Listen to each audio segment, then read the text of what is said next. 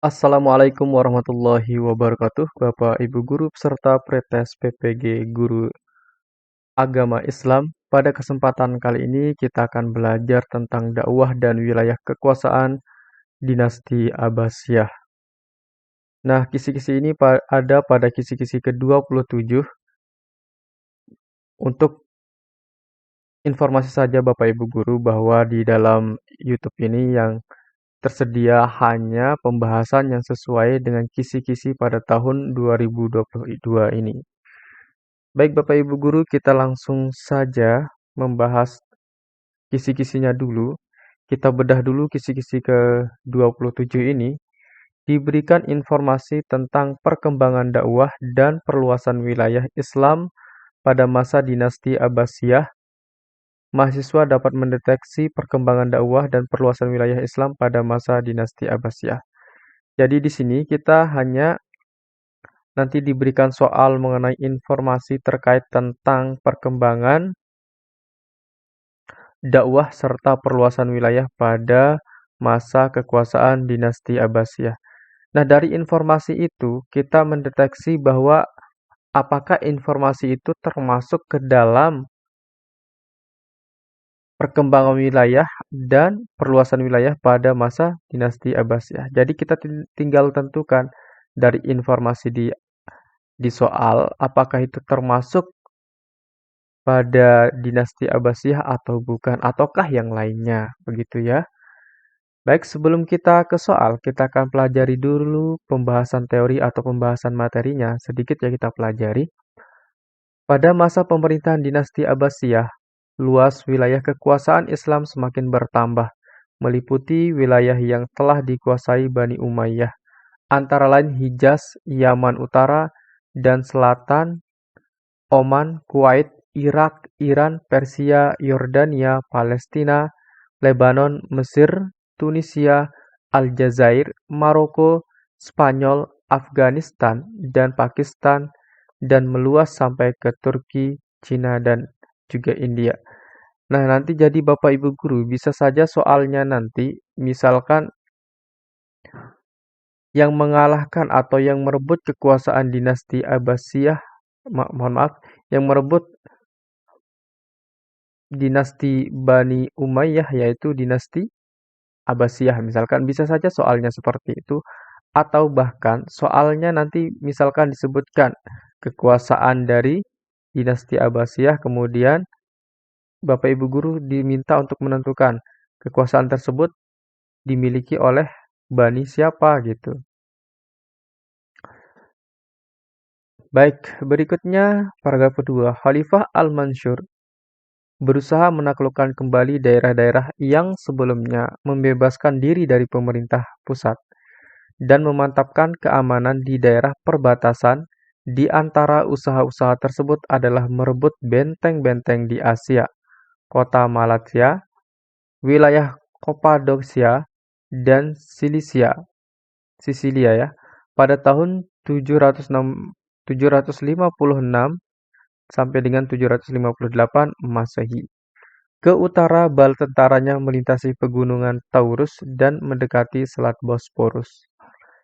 Nah, kalau terkait dengan ini, nanti Bapak Ibu bisa saja ditanya mengenai siapakah khalifah yang menaklukkan kembali daerah-daerah yang membebaskan diri dari pemerintahan pusat. Bisa saja pertanyaannya seperti itu, nanti jawabannya bisa Khalifah Al-Mansur atau yang lainnya. Berikutnya, di pihak lain, dia berdamai dengan Kaisar Konstantin V dan selama gencatan senjata 758 sampai 765 Masehi, Bizantium membayar upeti tahunan. Bala tentaranya juga berhadapan dengan pasukan Turki Khazar di Kaukasus, Dailami di Laut Kaspia, Turki di bagian lain Oxus dan India. Masa pemerintahan dinasti Abbasiyah merupakan masa kejayaan Islam dalam berbagai bidang, khususnya bidang ilmu pengetahuan dan budaya. Pada zaman ini, umat Islam telah banyak melakukan kajian kritis terhadap ilmu pengetahuan, yaitu melalui upaya penerjemahan karya-karya terdahulu dan juga melakukan riset tersendiri yang dilakukan oleh para ahli, kebangkitan ilmiah pada masa ini terbagi di dalam 3 lapangan, yaitu kegiatan menyusun buku-buku ilmiah, mengatur ilmu-ilmu Islam, dan penerjemah bahasa asing. Nah, kalau terkait dengan ini, nanti Bapak Ibu bisa saja soalnya muncul mengenai kebangkitan ilmiah pada zaman ini terbagi di dalam 3 lapangan. Misalkan seperti itu. Pada zaman siapakah terjadi hal-hal tersebut? Nanti Bapak Ibu pada zaman dinasti Abbasiyah. Misalkan saja begitu soalnya nanti. Oke, berikutnya setelah mencapai kemenangan di medan perang, tokoh-tokoh tentara membukakan jalan kepada anggota-anggota pemerintah, keuangan, undang-undang, dan berbagai ilmu pengetahuan untuk bergiat di lapangan masing-masing. Dengan demikian, muncullah pada zaman itu sekelompok penyair-penyair handal, filosof-filosof, ahli-ahli sejarah, ahli-ahli ilmu hisab, tokoh-tokoh agama, pujangga-pujangga yang memperkaya perbendaharaan bahasa Arab. Banyak ahli dalam bidang-bidang ilmu pengetahuan seperti filsafat, filosof terkenal saat itu antara lain adalah Al-Kindi, Abu Nash al-Farabi, kemudian ada juga Ibnu Sina, ada Ibnu Bajjah, dan masih banyak yang lainnya. Oke, sekarang kita langsung saja ke soal ke-78. Perkembangan daerah kekuasaan Bani Abbasiyah meliputi daerah sebagai berikut. Kecuali, nah ini perkembangan dikarenakan adanya perang, adanya menguasai, dan lain-lain ya. Manakah yang benar? Apakah yang A, Madinah, Baghdad, Kairo, Mesir, Yerusalem, Mekah, Konstantinopel, ataukah yang D, Afghanistan? Ini yang ditanya adalah yang kecuali. Jawabannya adalah Afghanistan. Nah, baik Bapak Ibu Guru yang menginginkan mendapatkan e-book dari kami, silahkan Bapak Ibu Guru hubungi WhatsApp yang ada di layar.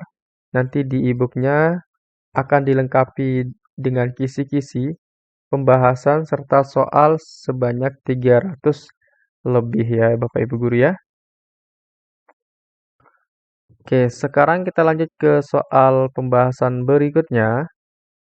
Khalifah Al-Mansur berusaha menaklukkan kembali daerah-daerah yang sebelumnya membebaskan diri dari pemerintah pusat dan memantapkan keamanan di daerah perbatasan.